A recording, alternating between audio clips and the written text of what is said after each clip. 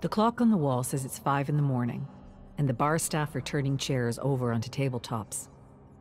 Yui watches from the corner booth, a bottle of sake to her left, and her latest trophy to her right. The race was her in her element, flying between bikes like nothing in the world could hurt her, hurtling past the finish line, celebrating with her sisters, the Sakura 7. When Yui said she wanted to party all night, she meant it. They jumped from bar to bar along the streets of Sakai, looking for one that was open the latest. One by one, her sisters had to turn in, call it a night, get a taxi home. She outlasted them all. And yet, it all felt so hollow. With every win, there was pain. A feeling in the pit of her stomach like something was missing. Like someone was missing, out in the crowd, every race. Even the Sakura 7, her chosen family, couldn't make her ignore the pain anymore. And now she's alone. Alone with her trophy, her sake, and her thoughts. The TK3 is in less than 2 weeks. She hasn't told her sisters that she won't be competing, that she's thinking of retirement. Yui's phone buzzes again in her pocket. She's been ignoring it all night, but something tells her to finally answer the call. She pulls the phone out of her pocket and checks the caller ID. Mother. Yui fights back a shiver. I never get phone calls from Mother. When she does call, it's always early in the evening after Father's gone to bed. A call this early in the morning could only mean... Her grandmother's face flashes before Yui's eyes, and the shiver overtakes her at last. Yui holds up the hachimaki and studies the autographs of everyone who's ever signed it. Through puffy, stinging eyes, she sees the names of her sisters in the Sakura 7. Competitors, rivals turned friends like Shinji Tabuchi. When she wraps the hachimaki around her arm before a race, she wears her life story, told in the names of those who have come and gone from her life. She stares at an empty space in the center of the hachimaki and feels her grandmother's absence. She was the only one in her family to support her as she learned to fix motorbikes and then ride them and then race them. Everything I am, I owe to her. I can't miss her funeral. Even if it means seeing him again. The man who was so offended by his daughter following her own path that he cut her out of his life, kicked her out of his house, left her to fend for herself. Scenes play out in her mind like a movie that hasn't been made yet. Her parents wrapping her up in their arms, sobbing, begging her forgiveness for what they did. Another scene where they kick her out of the funeral parlor, tell her she's not wanted, and she curses their names before riding into the sunset. She hasn't been in the same room as her parents in over a decade. Anything could happen. Yui lets the hachimaki rest on her chest as she stares through the blinds at the daylight that drifts in from outside. The long road from Nagoya to Hida is made longer by the seemingly endless tunnels Yui must ride through. The walls close in around her, speeding by without any landmarks. Has she been riding for an hour, a week? It all feels the same down here. She coasts along a bend in the tunnel, and suddenly she can make out a pinpoint of light in the distance, getting bigger and bigger until the sunlight overwhelms her senses, and she has to fight the urge to shut her eyes. Yui relaxes the throttle, takes a deep breath. No more walls, just fresh air and forests that stretch out to eternity. A biker develops a double vision when they ride. Yui keeps her eyes fixed on the road ahead, but still she's able to take in the trees that flank either side of the highway. The forests outside Hida were always so beautiful, especially at this time of year, just before summer reaches its peak. It was through these forests that Yui would go on long walks with her grandmother. They would talk, they would laugh. Sometimes little Yui would cry, and her grandmother would hold her. Their walks would always end at the same spot, a cliffside clearing overlooking the valley below. There, they would sit on a pair of smooth boulders and watch the sun set over the valley. She always found peace in that spot. Clarity. It was there that she realized how much motorcycles meant to her. She could use a little peace right now. Yui pulls over and drops the kickstand. The memories hit her like a freight train. She can see their special spot in her mind's eye, smell her grandmother's soap, taste the candies she'd sometimes get at the end of their walks, feel the setting sun on her face. Yui looks out at the forest.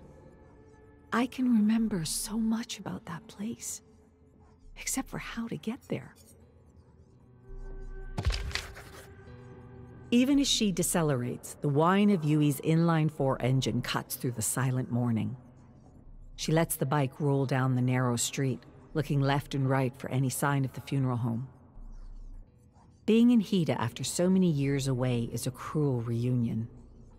She has no time to reminisce, even as she passes alleyways and corner stores that awaken memories long buried. At last, she rolls up to the funeral home and drops her kickstand.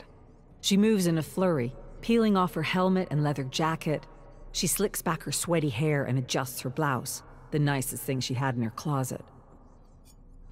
She walks into the parlor 1 minute before the hour. The room is already full, row after row of faces Yui half remembers, faces that turn to watch her enter.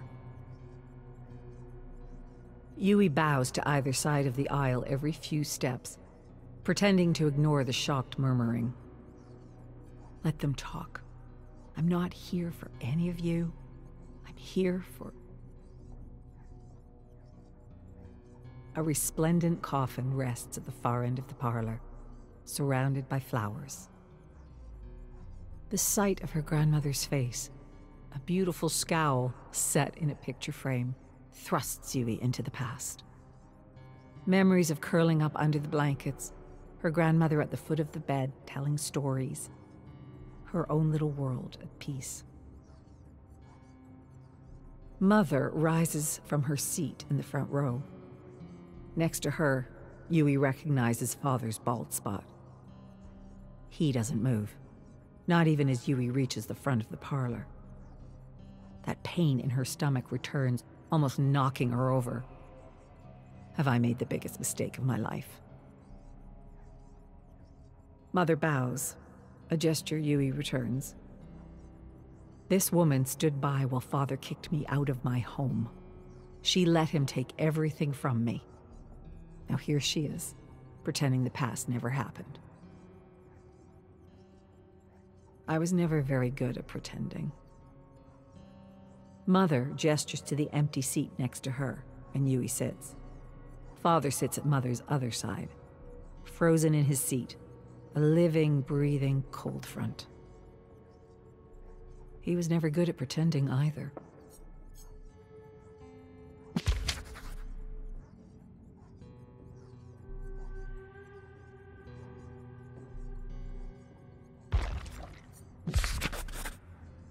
The wake passes in a blur without Yui noticing. Incense lit, prayers chanted, all to be repeated tomorrow when everyone returns for the funeral proper. Mother doesn't invite Yui to stay at the house while she's in town. Yui doesn't ask. If he doesn't want me to come home, I won't beg. A couple phone calls later, and Yui connects with a friend of a friend in Takayama with a sleeping bag and a mostly empty living room.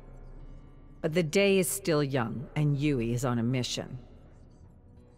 Yui looks up through the trees at the mountain peaks in the distance.